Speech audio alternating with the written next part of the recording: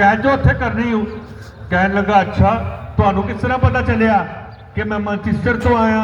अज कुछ मौलवी ऐसे कहते ने नबी नू इल्मे गैब नहीं हुंदा, वो चलिया जिन्हां दे नौकरां नू अल्लाह ने इल्मे गैब दिता है, ते फिर मालकां दा मुकाम की होएगा जी, मालकां दा मुकाम की होएगा। कहन लगे फिर चाह पियाओ, ते फरमाया अखा बंद कर, क्लोज योर आइज। गोरा कहंदा close your eyes, what do you mean, you can speak English. कहन लगा बाबा असी मदीने वाले दे नौकर हां, अंग्रेजी भी बोल सकने हां, पंजाबी भी बोल सकने हां, अरबी भी बोल सकने हां, तू ऐ दस पीना की हूं। कहन लगा फिर चाय पिलाएं मुझे। आपने फरमाया आंखें बंद करो, आंखें बंद की गई। फरमाया अब आंखें खोलो। मैंने पूछा हजरत आपको कैसे पता चला कि ये मैनचेस्टर से आया है? तो बाबा गोलने का शाह नसीरुद्दीन नसीर बोला जी वो खुद ही जान लेंगे, बताया न जाएगा, हमसे तो अपना हाल भी सुनाया ना जाएगा जी। कहा तू चाह पी बेलिया। जो चाह पीती तीसरा घुट भरिया ना, तो इंज करके कप के उत्ते जो नजर पाई तो कहन लगे बाबा जी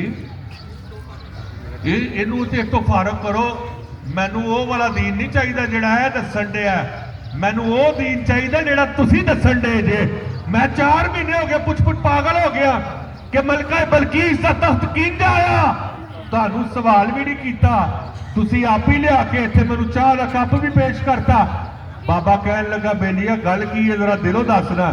कहन लगा 7 समुंदर पार मेरा देश यूरोप, यूरोप दे विच मेरा घर मैनचेस्टर दे विच, अंदर घर दे कमरा, कमरे दे अंदर मेरा दराज, दराज दे अंदर मेरा चाह का कप, जेड़ा चाह का कप जिहदे चाह पियाई गई है अल्लाह की कसम मैनचेस्टर मेरे घरों लिया के पियाई गई है। तो अब आप फैसला खुद करें, अगर दाता साहब लाहौर में बैठकर मैनचेस्टर से चाय का कप लाकर पिला सकते हैं तो फिर खुर्शीद मैरिज हॉल में मदीने से मेरे आका भी आ सकते हैं। कौन कौन आका का दीदार करना चाहता है जी? फिर मेरे आका भी आ सकते हैं, और चौधरियों, गुजरों और दीगर बरादरियों के भी जितने लोग यहाँ पर तशरीफ फरमा हैं, तुसी सारे मेरे आका की नजर च बैठे हो, सारे बैठे हो, तुसी भी बैठे हो, ऐ साउंड वाला बच्चा भी बैठा है, मैं भी अपने आका की नजर च आकर मेरे आका तवज्जो इस पासे करन ते तुसी कहोगे किस तरह हो सकता है? तो सुनो, हो सकता है अजकल के दौर में डंडी नहीं मारी जा सकती, गूगल के उत्ते नैट ऑन करो हर चीज़ खुल जाती है। नबी पाक अलैहिस्सलाम कब्रिस्तान बकी दे विच आए, साढ़े लाहौर किन्ने कब्रिस्तान ने, म्यानी साहब भी है, फलां भी है, सब्जादार भी है, इधर भी है, उधर भी है, पीर मक्की भी है, पता नहीं कितने कितने कब्रिस्तान ने। मदीना तैयबा एको ही कब्रिस्तान है जिन्होंने जन्नतुल बकी कह के पुकारिया जाता है। हजूर उत्ते खड़े ने, रो रो के दुआ कर रहे हैं। साडी अम्मी आयशा आए, आकर कहते ने हजूर अज वारी मेरी सी, तुसीं कब्रिस्तान खलोते जे।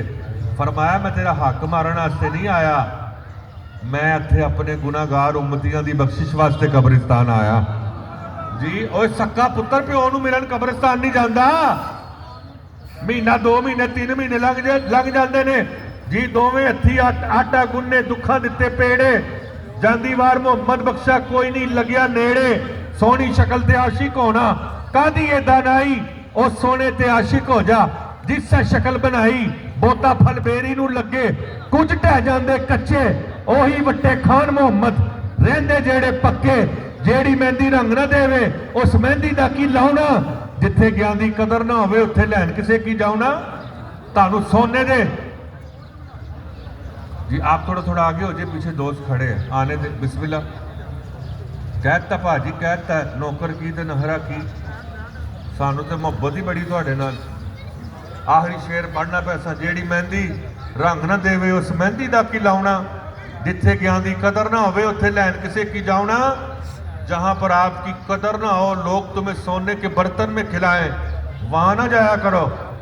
और दोस्त गरीब ही क्यों ना हो, बाबा फरीद ने कहा था ना गरीब नूं वेख के हस्या कर, ना बुरी नज़र नाल तकिया कर, लोगों के ऐब लभदा फरीदा कदे अपने अंदर भी तकिया कर जी। दोस्त गरीब हो बेशक, अगर वो इज्जत से बिठाता है, गरीब दोस्त के पास जाना किसी अमीर के पास न जाना जो तुम्हें इज्जत और तकरीम की निगाह से न देखे।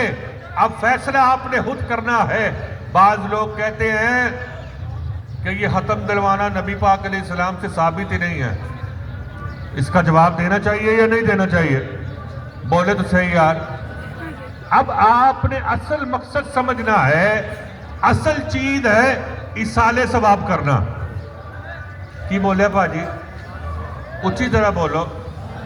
असल चीज की है इसाले सवाब करना। नबी पाक अलैहिस्सलाम को साबित है कि नहीं? वो बोलो तो सही यार, है कि नहीं साबित? हुण पहले दिन किया जाए, दूसरे दिन किया जाए, 10वें दिन किया जाए, 20वें दिन किया जाए, साल बाद किया जाए, 200 साल बाद किया जाए, 500 साल बाद किया जाए, इसाले सवाब करना साबित है। जिमें सफर करना मेरे नबी को साबित है, खच्चर से भी साबित है, खोते से भी साबित है, घोड़े से भी साबित है, ऊंट से भी साबित है। तो मौलवी उठ के कहे कि जी मैं तो जहाज से सफर ही नहीं करना, बिद्दत है, हजूर ने सफर नहीं किया, तुसी उन्होंने काने तो फड़ के कहोगे पागल दिया पुत्रा, सफर करना साबित है। और भावें जानवर से किया जाए, भावें मोटरसाइकिल से किया जाए, भावें किसी रेहड़ी से बह के किया जाए, भावें जहाज से बह के किया जाए, असल चीज है सफर करना। असल चीज है इसाले सवाब करना।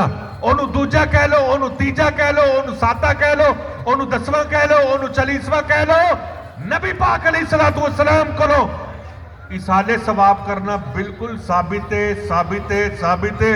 दलील मैं लैके आ रहा, उच्ची एक दफा सुभान अल्लाह तुसी कह दो।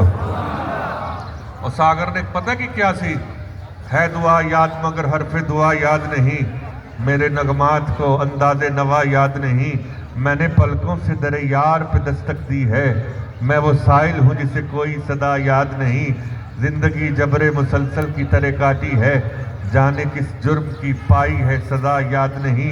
आओ एक सजदा करें आलमे मदोशी में, लोग कहते हैं कि सागर को खुदा याद नहीं। नहीं मैं फरांगा